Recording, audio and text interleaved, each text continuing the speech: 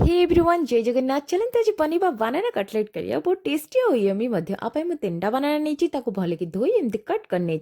boil हाँ छाड़देवा दुईटा हुइसिल जाए आम बॉयल करनवा हुइसिल देलापर ठंडा करने छाड़देवा ठंडा है काढ़ी चोपा छाड़ी मैश करनवा मैरिनेट पे अदा रसुण छेचा लुण बेसन कॉर्नफ्लावर मैदा आ कि पियाज चाट मसला गरम मसला आपको सब दे गोटे डोटे बनई हाथ में राउंड राउंड सेप कर तावा फ्राए करेंगे बट ये मुझे डीप फ्राए करनी तापर डीप फ्राए है आपको बाहर करनवा तापर मसला आम रेडी करवा आ गोटे पैन में मुझे हिट कर सोरिष तेल गोटा मसला पियाज को ऐड कर फ्राए करनी तापर मु अदा रसुण पियाज टमाटर गोटे पेस्ट बनई भी मुझे ऐड कर दीजिए तापर आ गोटे मु मसला ऐड करी दही सहित किसी बेसिक मसला ऐड करके से जो मसला मुझे कषुली से ऐड करदेली लो फ्लेम रे गुड़ा सब कषिबे ताकि कंचा स्मेलटा जीव आ टेस्ट भी लगे कसुरी मेथी भी टी ऐड करदे देखो ये मोर होगला मुझे गरम पानी दे दीजिए टे लुण देकी